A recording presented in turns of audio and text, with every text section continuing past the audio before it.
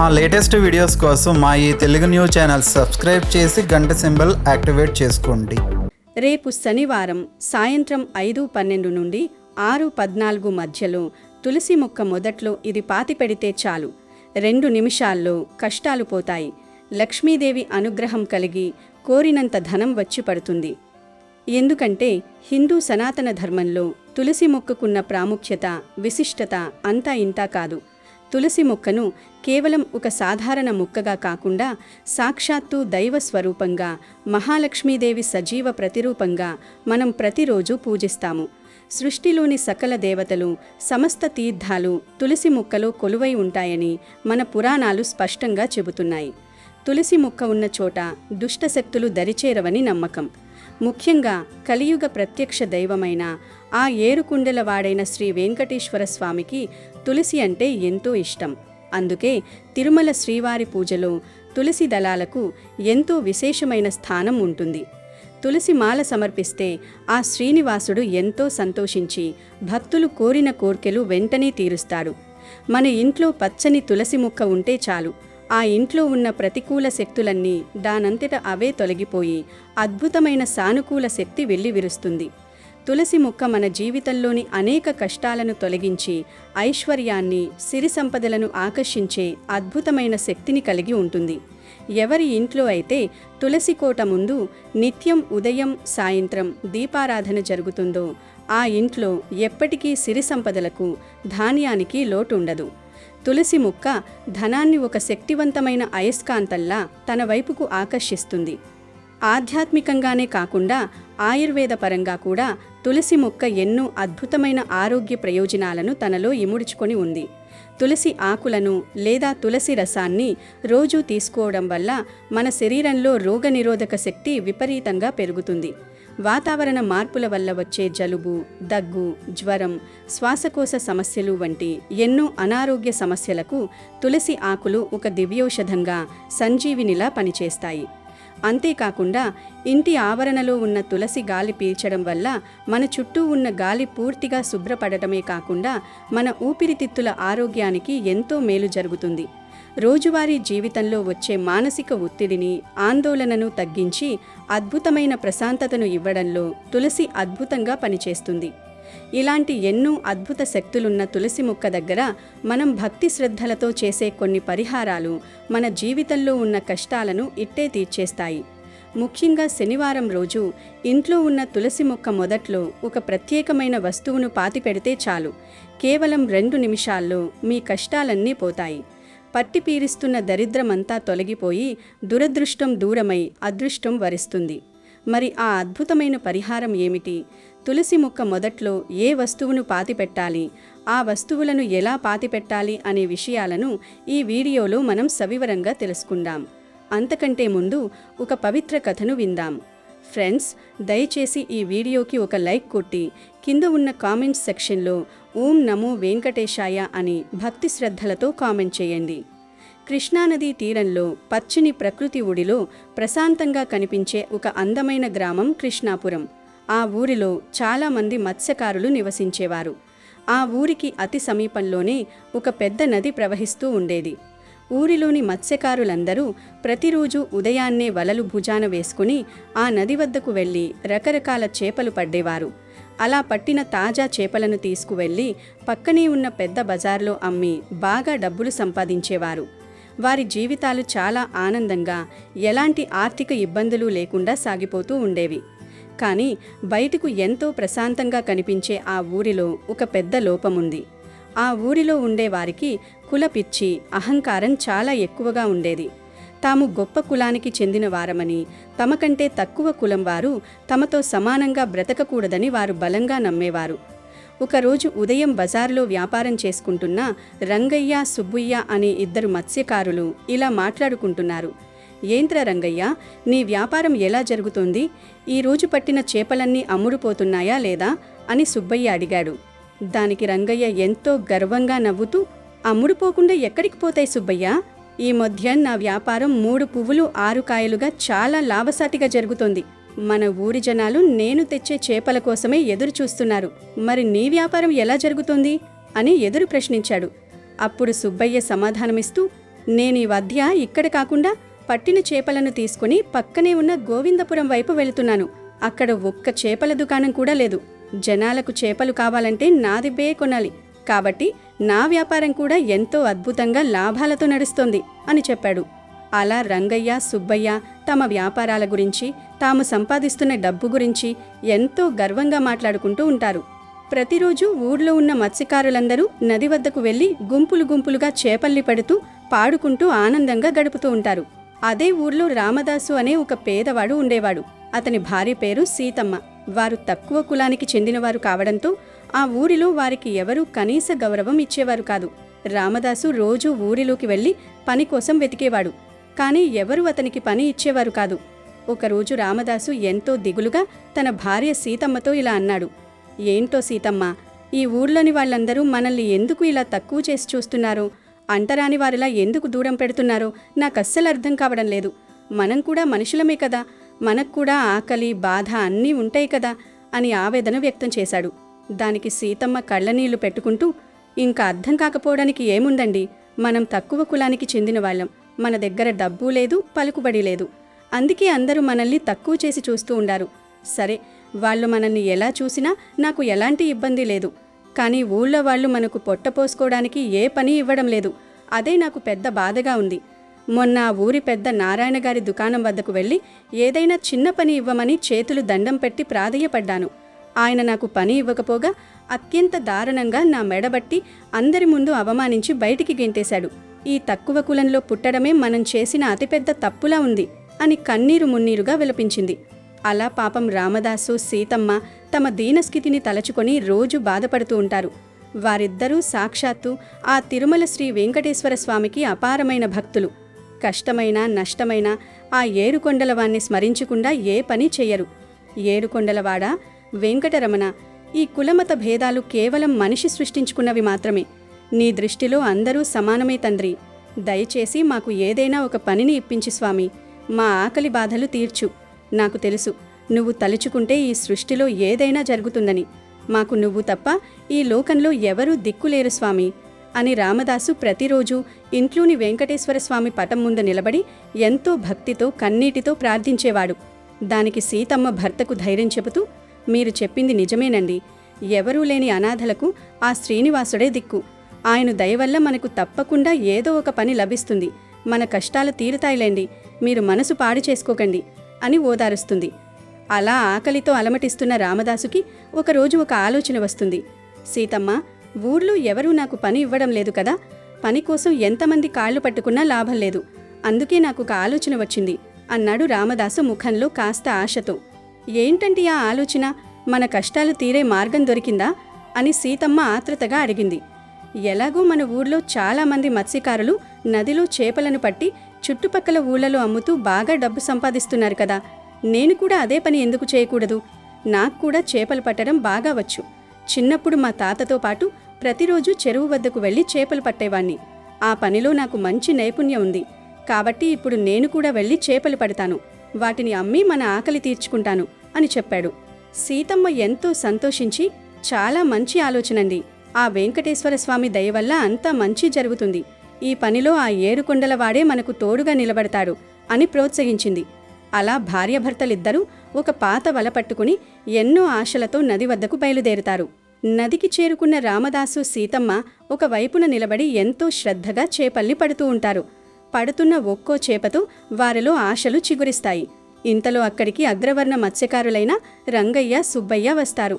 వారిని చూడగానే రంగయ్య కోపంగా ముందుకు వచ్చి, రే రామదాసు, ఏంట్రా నువ్వు చేస్తున్న పని?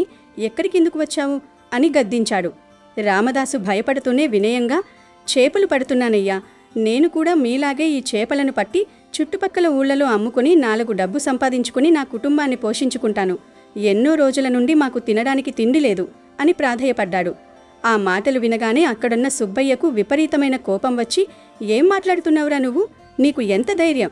అసలు మేము చేసే పని నువ్వు కూడా చేస్తావా? ఈ మధ్య నీకు బాగా పొగరెక్కువైపోయింది. మాలాంటి గొప్ప కులం వాళ్ళు చేసే పనిని నీలాంటి తక్కువ కులం వాళ్ళు చేయకూడదు. నువ్వు మాకంటే చాలా తక్కువ వాడివి. నువ్వు మాతో సమానంగా డబ్బులని ఎలా సంపాదిస్తావు? అది ఎప్పటికీ కుదరదు. వల వదిలేసి ఇక్కడి నుంచి పారిపో అని హెచ్చరించాడు. రామదాసు దీనంగా, అయ్యా, నేను ఎంతో మందిని పని ఇవ్వమని వేడుకున్నాను. ఎవరూ నాకు పని ఇవ్వడం లేదు. ఇక బ్రతికడానికి వేరే దారి లేక ఈ పని చేయాలని నిర్ణయించుకున్నాను. అయినా ఈ నది ప్రకృతి ప్రసాదించినది, అందరికీ చెందినది కదా. ఈ నదిలో చేపలను పట్టే అధికారం ఊర్లో అందరికీ ఉంటుంది కదా. నా వల్ల మీకు ఎలాంటి నష్టమూ రాదు. దయచేసి నన్ను ఆపకండి అని వేడుకున్నాడు. దానికి వారిద్దరూ మరింత రగిలిపోతూ, ఏంటిరా, కొత్తగా అధికారం గురించి మాట్లాడుతున్నావు? మాకే నీతులు చెబుతావా? ఏది ఏమైనా సరే నువ్వు మాత్రం మేము చేసే ఈ చేపలు పట్టే పని అస్సలు చేయకూడదు. ఇంకోసారి ఇక్కడ కనిపిస్తే ప్రాణాలు తీస్తాం అని బెదిరించారు. ఇంతలో సీతమ్మ కన్నీళ్లు పెట్టుకుంటూ ముందుకు వచ్చి, అయ్యా, నేను మధ్యలో మాట్లాడుతున్నందుకు నన్ను క్షమించండి. దయచేసి ఆ చేపల్ని పట్టే అవకాశాన్ని మాకివ్వండి. ఎన్నో రోజుల నుండి కనీస పని లేక చాలా ఆర్థిక ఇబ్బందులని ఎదుర్కొంటున్నాం. దయచేసి కనికరించండి. మరికొన్ని రోజులు ఇలాగే గడిస్తే తినడానికి ఒక్క మెతుకు కూడా ఆహారం ఉండదు. మా ఆకలి చావులు తప్పవు అని 2 చేతులు జోడించి బ్రతిమాలుకుంది. కానీ కఠినాత్ములైన ఆ మత్స్యకారుల మనసు కరగలేదు. అదంతా మాకు సంబంధం లేని విషయం. మీరు చచ్చినా బతికినా మాకనవసరం. మేము చేసే పని మాత్రం మీరు ఎప్పటికీ చేయడానికి వీలు లేదు. మర్యాదగా ఇక్కడి నుండి వెళ్ళిపోండి, లేదంటే మీ ఇద్దరినీ నదిలో తోసేస్తాం అంటూ వారిద్దరూ కలిసి అత్యంత పాశవికంగా సీతమ్మని రామదాసుని అక్కడి నుండి గెంటివేస్తారు. అవమాన భారంతో, ఆకలితో కన్నీరు కారుస్తూ ఇద్దరూ ఇంటికి చేరుకుంటారు. రామదాసు గుండె పగిలేలా ఏడుస్తూ ఆ వెంకటేశ్వర స్వామి పటం ముందు నిలబడి, ఏంటి స్వామి, ఏడుకొండలవాడా, ఇది ఎలా జరిగింది? మొదట ఊరిలో ఎవరూ మాకు పనివ్వలేదు. ఇక బతకడానికి వేరే దారి లేక మా అంతటా మేము నది వద్దకు వెళ్ళి చేపలు పట్టాలని నిర్ణయించుకున్నాము. కానీ అక్కడ కూడా మాకు ఘోరమైన అవమానమే, ఎదురు దెబ్బే తగిలింది. మనుషుల మధ్య ఎందుకు స్వామి ఈ కులాల గోడలు? రోజురోజుకి నాకు ఈ జీవితంపై విరక్తి బాగా పెరిగిపోతూ ఉంది.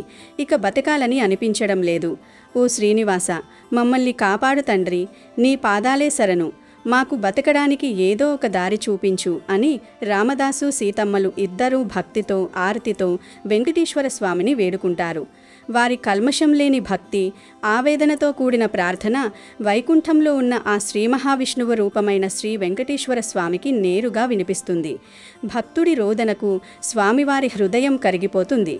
కాలం ఎంత మారుతూ ఉన్నా, యుగాలు గడుస్తున్నా ఈ ప్రజల మనసులలో ఉన్న కులమత భేదాలు మాత్రం ఏమాత్రం మారడం లేదు. భక్తి, ప్రేమ కంటే కులమే గొప్పదనే అహంకారంతో నా భక్తుడిని ఎంతో అవమానించారు. ఇక వారిలో శాశ్వతమైన మార్పును తీసుకురావలసిన సమయం ఆసన్నమైంది అని స్వామివారు అనుకుంటారు. అప్పుడు లక్ష్మీదేవి స్వామివారిని, స్వామి, మీరు భూలోకంలో ఉన్న ఆమె ప్రియభక్తుడు రామదాసుకి ఏ విధంగా సాయం చేయబోతున్నారు? వారి అహంకారాన్ని ఎలా అణచబోతున్నారు అని అడుగుతుంది. దానికి చిరునవ్వు నవ్వుతూ శ్రీ వెంకటేశ్వర స్వామి, అతనికి ఏదైతే కావాలో, దేనికోసమైతే వాడు నది దగ్గరకు వెళ్ళాలో, నేను వాడి ఇంటి వద్దకే దానినివ్వబోతున్నాను. నా భక్తుడు ఏ ఒక్కరి దగ్గర చెయ్యి చాచే అవసరం లేకుండా చేస్తాను అని పలుకుతాడు. అలా శ్రీ వెంకటేశ్వర స్వామి రామదాసుకి అద్భుతమైన సాయం చేయాలని నిర్ణయించుకుంటాడు. ఆ రోజు రాత్రి రామదాసు ఎంతో ఆకలితో బాధపడుతూ తన పూరి గుడిసెలో కూర్చొని ఉంటాడు. రామదాసు ఇంట్లో ఉన్న స్వామివారి పటం నుండి హఠాత్తుగా ఒక దివ్యమైన తేజస్సు వెలువడుతుంది. అందులో నుండి ఎంతో మధురమైన, గంభీరమైన వాయిస్ వినిపిస్తుంది. రామదాస, నా ప్రియభక్తుడా, బాధపడకు. నీ భక్తికి నేను మెచ్చాను. నేను నీకు సాయం చేస్తాను. ఒక్కసారి లేచి అలా ఇంటి బయటకు వెళ్ళు. అక్కడ నీకోసం ఒక అద్భుతం ఎదురు చూస్తుంది. నీకు అంతా శుభం కలుగుతుంది అని అశరీరవాణి వినిపిస్తుంది. ఆ దివ్యమైన మాటలు విన్న రామదాసు వెంటనే అమితమైన ఆశ్చర్యంతో, సంతోషంతో పరుగులు తీస్తూ బయటకు వెళ్తాడు. అప్పటి వరకు ప్రశాంతంగా ఉన్న ఆకాశం అకస్మాత్తుగా మారుతుంది. మెల్లగా వర్షం కురవడం మొదలవుతుంది. కానీ ఆ వర్షం ఊరంతటా పడదు. కేవలం రామదాసు ఇంటపైన, వారి చిన్న ఆవరణలో మాత్రమే కురుస్తూ ఉంటుంది. చాలా ఆశ్చర్యంగా ఉందే సీతమ్మ, మన ఇంటిపై మాత్రమే వర్షం కురుస్తోంది. శ్రీనివాసుడు మనకు ఏం అద్భుతాన్ని, సందేశాన్ని ఇవ్వబోతున్నారయ్యా? నాకేమీ అర్థం కావడం లేదు అని రామదాసు అంటాడు. అలా ఆశ్చర్యంగా ఆకాశం వంక ఎదురుచూస్తూ ఉన్నవారికి ఒక వింత దృశ్యం కనిపిస్తుంది. ఆ వర్షం నీటితో పాటు ఆ వర్షంలో ఏకంగా ప్రాణం ఉన్న తాజా చేపలు కూడా కురవడం మొదలవుతుంది. ఆకాశం నుండి చేపలు రాలి కింద పడుతూ ఉంటాయి. భార్యాభర్తలు ఇద్దరూ ఆ అద్భుతాన్ని చూసి ఆశ్చర్యంతో నిశ్చష్టులవుతారు. చూడు సీతమ్మ, ఇది సాక్షాత్తు ఆ ఏడుకొండలవాడి మహిమ. వర్షంతో పాటు చేపలు కురుస్తున్నాయి. త్వరగా లోపలికి వెళ్ళి మన ఇంట్లో ఉన్న 2 పెద్ద బుట్టలను తీసుకురా అని రామదాసు చెప్పడంతో సీతమ్మ పరుగున ఇంటి లోపలికి వెళ్ళి బుట్టల్ని తీసుకొని వస్తుంది. అలా రామదాసు మరియు సీతమ్మ ఇద్దరూ కలిసి ఏకధాటిగా వర్షంలో కురుస్తున్న ఆ చేపలను ఎంతో ఆనందంగా పట్టి బుట్టలోకి వేసుకుంటారు. క్షణాల్లో ఆ బుట్టలు చేపలతో నిండిపోతాయి.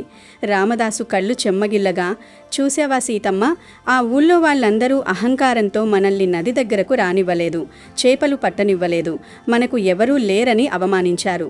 అందుకే సాక్షాత్తు ఆ శ్రీ వెంకటేశ్వర స్వామి, మన గోవిందుడు, మనకు నేరుగా తన దైవశక్తితో చేపలను ప్రసాదించాడు. ఇది ఆయన చల్లని దీవెన. మనం వీటిని రేపు ఉదయాన్నే పక్క ఊరి బజార్లో అమ్మి గౌరవంగా డబ్బులు సంపాదించుకోవచ్చు. ఇక మనకు ఆకలి బాధలు ఉండవు అని అంటాడు. ఉదయం కాగానే ఆ చేపలను బుట్టలో పెట్టుకొని రామదాసు పక్క ఊరి బజార్కి వెళ్తాడు. అక్కడ కూర్చొని వాటిని అమ్ముతాడు. ఆ చేపలు ఎంతో తాజాగా దైవ ప్రసాదంలా ఉండటంతో జనాలు ఎగబడి కొంటారు. అతనికి ఆ రోజు బాగా డబ్బులొస్తాయి. ఇంటికి రాగానే కావాల్సిన బియ్యం, పప్పులు కొనుక్కొని వస్తాడు. సీతమ్మ ఎంతో సంతోషంగా వంట చేస్తుంది. చాలా ఆనందంగా ఉండండి. ఆ అహంకారులు మనల్ని ఎవరూ నది వద్దకు రానివ్వలేదు. కానీ అఖిలాండ కోటి బ్రహ్మాండ నాయకుడైన ఆ శ్రీనివాసుడు మనకు ఇలా అద్భుతంగా సహాయం చేశాడు అని భార్యాభర్తలిద్దరూ సంతోషంతో ఆ రాత్రి కడుపు నిండా భోజనం చేస్తారు. ఆ మరుసటి రోజు రాత్రి కూడా వింతగా వర్షం కురవడం మొదలవుతుంది. వర్షంతో పాటు యథావిధిగా చేపలు కూడా కురుస్తూ ఉంటాయి. ఇక ఆ రోజు కూడా రామదాసు మరియు సీతమ్మ ఇద్దరూ వర్షంతో పాటు ఆకాశం నుండి కురుస్తున్న ఆ అద్భుతమైన చేపలను పట్టి తమ బుట్టల్లోకి వేసుకుంటారు. మరుసటి రోజు ఉదయం ఎప్పటిలాగే వాటిని బజార్లో అమ్మి మంచి లాభాలు పొందుతారు. అలా ప్రతిరోజు రాత్రిపూట వారి ఇంటిపై మాత్రమే వర్షం పడడం, వర్షంతో పాటు చేపలు కురవడం, ఉదయాన్నే ఆ కురిసిన చేపల్ని తీసుకువెళ్ళి రామదాసు అమ్మడం, ఇలా వారి జీవితం ఎంతో అద్భుతంగా, ఎలాంటి కష్టం లేకుండా ఆనందంగా సాగిపోతూ ఉంటుంది. కానీ దేవుడు దయ వల్ల రామదాసు ఆనందంగా జీవిస్తుంటే అది చూసి ఊర్లోని అగ్రవర్ణాల వారికి కన్ను కుడుతుంది. ఒకరోజు ఉదయం రామదాసు ఎప్పటిలాగే రాత్రి వర్షంలో కురిసిన చేపలను బుట్టలో పెట్టుకొని ఎంతో ఆనందంగా పాట పాడుకుంటూ బజారు వైపుకు వెళుతూ ఉంటాడు. ఆలస్యం అయిపోతుంది. జనాలు వచ్చేలోపు నేను త్వరగా బజారుకి వెళ్లాల్సి ఉంటుంది అనుకుంటూ వేగంగా అడుగులు వేస్తున్నాడు. అదే దారిలో వస్తున్న రంగయ్య, సుబ్బయ్యలు రామదాసును చూసి అడ్డగిస్తారు. ఒరే రామదాసు, ఆగు, ఎక్కడికి వెళుతున్నావు ఇంత ఉదయాన్నే అని గద్దించి అడుగుతారు. రామదాసు వినయంగా, చేపలు అమ్ముకోవడానికి బజార్కి పోతున్నానయ్యా అని సమాధానమిస్తాడు.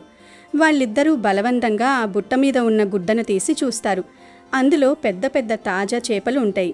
రంగయ్యకు ఎక్కడలేని కోపం వచ్చి, ఏంటి, ఆ బుట్టలో ఉన్నవి ఇన్ని చేపలేనా? ఎంత ధైర్యం రా నీకు? నిన్ను నది దగ్గరికి రావద్దని అంత గట్టిగా చెప్పినా సరే మా మాట వినకుండా రాత్రిపూట ఎవరికీ తెలియకుండా దొంగతనంగా నది వద్దకు వెళ్ళి ఈ చేపలను పట్టావా? మా కళ్ళు కప్పి దొంగతనంగా చేపలు పట్టడానికి నీకు అసలు సిగ్గు లేదా? మా అనుమతి లేకుండా ఎప్పటి నుండి నువ్వు ఈ దొంగ పని చేస్తున్నావు? నిన్నసలు ఊరికే విడిచిపెట్టేది లేదు. ఇప్పుడే ఊరి పెద్దల దగ్గరకు ఈడ్చుకు వెళ్తాం అని రంకెలు వేశాడు. దానికి రామదాసు భయపడుతూ, లేదయ్యా, నన్ను నమ్మండి, నేను ఎప్పుడు దొంగతనం చెయ్యలేదు. మీరు వద్దన్న తరువాత నేనసలు ఆ నది దగ్గరకు వైపు కూడా వెళ్ళలేదు. నేను నదిలో చేపలను పట్టలేదు అని ఎంత నిజం చెప్పినా వాళ్ళు వినరు. నది దగ్గరికి వెళ్లకుండా, నదిలో చేపలను పట్టకుండా ఇన్ని తాజా చేపలు ఎక్కడి నుంచి వచ్చాయరా నీకు? గాలిలో నుంచి ఊడిపడ్డాయా అని ఎగతాళి చేస్తారు. అప్పుడు రామదాసు ధైర్యం తెచ్చుకుని, వీటిని నాకు నా స్వామి, ఆ శ్రీ వెంకటేశ్వర స్వామి ప్రసాదించాడు. ఆయన నా భక్తిని మెచ్చి ప్రతిరోజు రాత్రి నా ఇంట్లో చేపల వర్షం కురిపిస్తున్నాడు. ఆయన కరుణ కారణంగానే ఇవాళ నేను ఎంతో కొంత డబ్బుని సంపాదించుకోగలుగుతున్నాను, నా భార్యను పోషించుకోగలుగుతున్నాను. ఇదంతా ఆ ఏడుకొండల వాళ్ళ దయ అని బదులిచ్చాడు. ఆ మాటలు విన్న మత్స్యకారులు పగలబడి నవ్వుతారు. మమ్మల్నే పిచ్చోళ్ళని చెయ్యాలని నాటకాలాడుతున్నావా? ఎక్కడైనా ఆ వెంకటేశ్వర స్వామి దొంగకూడికి చేపలను ప్రసాదిస్తాడా? పచ్చి అబద్ధాలు చెప్తున్నావు. ఇంత పెద్ద తప్పు చేసి, దొంగతనం చేసి దేవుడి పేరు చెప్పి తప్పించుకునే ప్రయత్నం చేస్తున్నావు. నిన్ను ఊరికి విడిచిపెట్టము అంటూ ఆ ఊరిలోని మత్స్యకారులందరినీ అక్కడికి పిలుస్తారు. వచ్చిన వారందరూ కలిసి రామదాసు మీద దాడి చేసి అతన్ని లాక్కెళ్ళి ఊరి మధ్యలో ఉన్న ఒక పెద్ద చెట్టుకి కట్టేస్తారు. విషయం తెలుసుకున్న పాపం సీతమ్మ అక్కడికి పరుగున వచ్చి చెట్టుకు కట్టేసి ఉన్న భర్తను చూసి ఎంతో బాధపడుతూ ఏడుస్తూ ఉంటుంది. అయ్యా, మీ కాళ్ళు పట్టుకుంటాను, దయచేసి మా ఆయనను వదిలేయండి. మేము చెప్పేది అక్షరాలా నిజం. మాకు ప్రతిరోజు ఆకాశం నుంచి చేపల్ని ఆ వెంకటేశ్వర స్వామి వారే స్వయంగా అందిస్తున్నారు. ఇక వాటితోనే మేము నిజాయితీగా వ్యాపారం చేస్తున్నాం. ఎవరి దగ్గర ఒక్క పైసా కూడా దొంగిలించలేదు అని ఎంత బతిమాలినా ఆ అహంకారులకు జాలి కలగదు. సరే, మీ మాటలే నిజమైతే ఆ దేవుడే మీకిస్తుంటే మీ శ్రీనివాసుణ్ణి ఇప్పటికిప్పుడు అందరి ముందు ఈ ఆకాశం నుండి చేపల వర్షాన్ని కురిపించమని అడగండి. చూద్దాం మీ స్వామి వస్తాడో రాడో. ఒకవేళ నిజంగానే ఇక్కడ చేపల వర్షం కురిస్తే మేము మిమ్మల్ని వదిలేస్తాం, లేదంటే దొంగతనం చేసినందుకు నిన్ను ఊరి నుండి శాశ్వతంగా తరిమేస్తాం అంటూ అక్కడ ఉన్న మత్స్యకారులందరూ రామదాసుతో సవాలు చేస్తారు. అవమానంతో నిస్సహాయ స్థితిలో ఉన్న రామదాసు కళ్ళు మూసుకుని తన ప్రాణమైన ఆ దేవుణ్ణి తలుచుకుంటాడు. స్వామి వెంకటేశ్వర, ఆపద్బాంధవ, గోవింద, నన్ను రక్షించండి స్వామి. నా ప్రాణాలు పోయినా పర్వాలేదు, కానీ నీ పేరుకు, నా భక్తికి అవమానం జరగకూడదు తండ్రి. ఏ అద్భుత మహిమైతే మీరు నాకు ప్రతిరోజు రాత్రి నా ఇంట్లో చూపిస్తున్నారో ఆ మహిమని ఇప్పుడు ఈ అహంకారులందరి ముందు కూడా చూపించండి స్వామి. నీ భక్తుణ్ణి ఈ కష్టకాలంలో కాపాడండి అని రామదాసు ఆ శ్రీ మహావిష్ణు స్వరూపమైన వెంకటేశ్వర స్వామిని ఏడుస్తూ మనసారా వేడుకుంటాడు. అతని ప్రార్థన ముగియగానే ఆకాశం ఒక్కసారిగా మేఘావృతమై ఉరుములు మెరుపులతో దద్దరిల్లుతుంది. క్షణాల్లో అక్కడున్న అందరూ చూస్తుండగానే ఆశ్చర్యకరంగా చేపల వర్షం కురవడం మొదలవుతుంది. ఆకాశం నుండి నేల మీదకు ఎక్కడ చూసినా చేపలే కురుస్తూ ఉంటాయి. ఊర్లో ఉన్న వాళ్ళందరూ ఆ అద్భుతమైన దృశ్యాన్ని చూసి ఆశ్చర్యంతో నిశ్చేష్టులవుతారు. అరే, ఏంటిది? నా కళ్ళను నేనే అసలు నమ్మలేకపోతున్నాను. ఇది కళ, నిజమా? చేపలు ఇలా ఆకాశంలో వర్షంతో పాటు ఏకంగా ఎలా కురుస్తున్నాయి అని అందరూ భయంతో, విస్మయంతో వణికిపోతారు. ఆ దైవికమైన అద్భుతాన్ని చూసి అందరూ ఆశ్చర్యపోతూ ఉన్న సమయంలో ఆ ప్రాంతమంతా ఒక దివ్యమైన శంఖనాదం, గంటల శబ్దం వినిపిస్తుంది. ఆ దివ్యకాంతి మధ్యలో సాక్షాత్తు ఆ 7 కొండలవాడు శ్రీ వెంకటేశ్వర స్వామి శంకుచక్రధారి అయి వారికి ప్రత్యక్షమవుతాడు. స్వామివారిని చూడగానే అందరూ భక్తితో కిందపడి సాష్టాంగ నమస్కారం చేస్తారు. స్వామివారు గంభీరమైన స్వరంతో ఇలా అంటారు: నా భక్తుడు రామదాసు మీద చెయ్యి వేసే హక్కు మీకెవరిచ్చారు? నేను తలుచుకుంటే ఈ సృష్టిలో ఏదైనా ఇట్టే జరుగుతుంది. ఈ చేపల వర్షం ఎంతటిది? కేవలం ఒక చిన్న లీల మాత్రమే. అహంకారంతో కళ్ళు మూసుకుపోయి మీరు నా గొప్ప భక్తుణ్ణి నదివైపుకు రాకూడదని కులం పేరుతో ఆదేశించారు. సమాజం నుంచి అతన్ని వెలివేశారు. పని లేకుండా చేసి ఆకలితో చంపేయాలని చూశారు. కానీ వాడు నా మీద నమ్మకం ఉంచాడు. నన్నే శరణు కోరి నా కాళ్ళు పట్టుకున్నాడు. నన్ను నమ్ముకున్న వాడిని నేను ఎన్నటికీ విడిచిపెట్టను. అందుకే నేను అతనికి ఈ వరాన్ని ప్రసాదించాను. నది వద్దకు వెళ్లకుండా మీరు అడ్డుకున్నా సరే అతని ఇంటి వద్దకే నేరుగా ఆకాశం నుంచి చేపలు వచ్చేలా చేశాను. మీరంతా అహంకారంతో ఎంతో కష్టపడి నది వద్దకు వెళ్ళి రోజంతా శ్రమించి చేపలను పట్టి అమ్ముకోవాలి. కానీ నా భక్తుడు రామదాసు వద్దకి ఆ చేపలు నడుచుకుంటూ వస్తాయి. అదే నా భక్తుడికి ఉండే నిజమైన శక్తి. ఇప్పుడు చెప్పండి అజ్ఞానులారా, మీ ఇద్దరిలో కులం గొప్పదా లేక నా భక్తుడి భక్తి గొప్పదా? ఎవరు గొప్ప అని మహావిష్ణువు స్వరూపుడైన శ్రీ వెంకటేశ్వర స్వామి వారిని సూటిగా ప్రశ్నిస్తాడు. శ్రీనివాసుడి మాటలతో అక్కడున్న మత్స్యకారులందరికీ వెంటనే బుద్ధి వస్తుంది. తమ అజ్ఞానపు పొరలు తొలగిపోతాయి. భయంతో చేతులు కట్టుకుని, అర్థమైంది స్వామి, మేము ఎంత పెద్ద తప్పు చేశామో మాకిప్పుడు బాగా అర్థమైంది. అహంకారంతో, కులం అనే పిచ్చితో, దొంగ గౌరవం కోసం మేము నీ పరమ భక్తుడైన రామదాసుని ఎంతగానో మాటలతో, చేతలతో హింసించాము. దయచేసి మమ్మల్ని క్షమించండి తండ్రి. ఇప్పటి నుండి అందరినీ సమానంగా చూస్తాం. ఇకపై ఎన్నడూ ఇలాంటి కుల మత భేదాలను ఎవరి పట్ల చూపించము. ఈ లోకంలో కులం కంటే, మతం కంటే, డబ్బు కంటే స్వచ్ఛమైన భక్తి మాత్రమే అత్యంత గొప్పలని మీరీరోజు మాకు కళ్ళకు కట్టినట్లు నిరూపించారు అని వేడుకుంటారు. వెంటనే వెళ్ళి రామదాసును చెట్టు నుండి విడిపించి అతని కాళ్ల మీద పడి కన్నీళ్లతో క్షమాపణలు అడుగుతారు. రామదాసు వారిని లేవనెత్తి ఆలింగనం చేసుకుంటాడు. అలా అందరి మనసులలో మార్పు వస్తుంది. ఆ 7 కొండలవాడు శ్రీ వెంకటేశ్వర స్వామి తన భక్తుడికి లభించిన గౌరవాన్ని చూసి ఎంతగానో సంతోషించి వారిని ఆశీర్వదించి అక్కడి నుండి మాయమైపోతాడు. ఇక ఆ రోజటి నుండి ఊరిలో ఎలాంటి కుల భేదాలు లేకుండా పోతాయి. రామదాసు కూడా అందరితో కలిసి సంతోషంగా నది వద్దకు వెళ్ళి చేపల్ని పట్టి బజార్లో స్వేచ్ఛగా అమ్మేవాడు. సీతమ్మ, రామదాసు జీవితాంతం ఆ శ్రీ వెంకటేశ్వర స్వామికి సేవ చేసుకుంటూ ఆనందంగా సుఖంగా జీవించారు. ఆ దేవుడి దృష్టిలో అందరూ సమానమేనని, భక్తికి మించిన శక్తి ఈ ప్రపంచంలో లేదని ఆ ఊరి ప్రజలందరూ తెలుసుకున్నారు. ఇక వీడియోలోకి వస్తే, శనివారం రోజు సాయంత్రం సమయంలో, ముఖ్యంగా రేపు 5:12 నుండి 6:14 మధ్యలో ఈ పరిహారాన్ని చేస్తే అత్యంత విశేషమైన అద్భుతమైన ఫలితం ఉంటుంది. ఈ సమయం గ్రహాల అనుకూలత ప్రకారం ఎంతో శక్తివంతమైనది కాబట్టి ఈ నిర్దిష్ట సమయంలోనే ఈ చిన్న పరిహారాన్ని పూర్తి చేయడానికి ప్రయత్నించండి.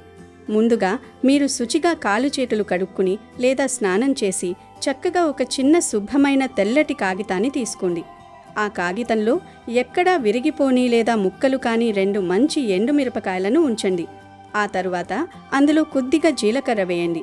జీలకర్ర మన ఇంట్లో ఉన్న నకారాత్మక శక్తులను, నరదిష్టిని పారద్రోలడంలో చాలా అద్భుతంగా పనిచేస్తుంది.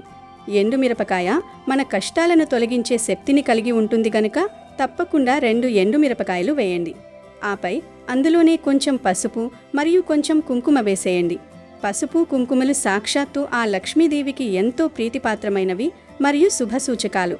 ఇప్పుడు ఈ వస్తువులన్నీ వేసిన ఆ కాగితాన్ని ఎక్కడా బయటకు రాకుండా, వస్తువులు కింద పడకుండా జాగ్రత్తగా ఒక చిన్న పొట్లంలా కట్టేయండి. ఇలా తయారు చేసుకున్న ఆ పొట్లాన్ని తీసుకుని తులసి మొక్క దగ్గరికి వెళ్ళండి.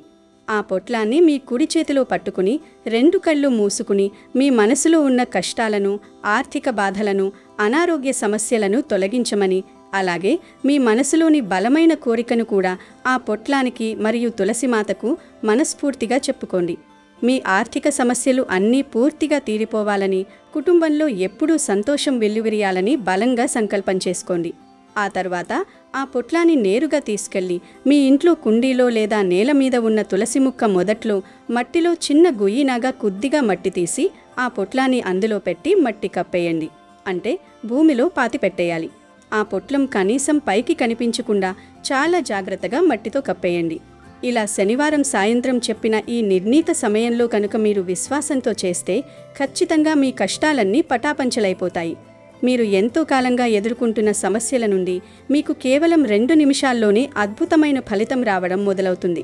మీ ఇంట్లోకి గొప్ప సానుకూల శక్తి ప్రవేశించి ఏ లక్ష్మీదేవి అనుగ్రహమైతే కావాలని మీరు ఇన్నాళ్ళు కోరుకున్నారో ఆ మహాలక్ష్మీదేవి సంపూర్ణ అనుగ్రహం మీకు సిద్ధిస్తుంది.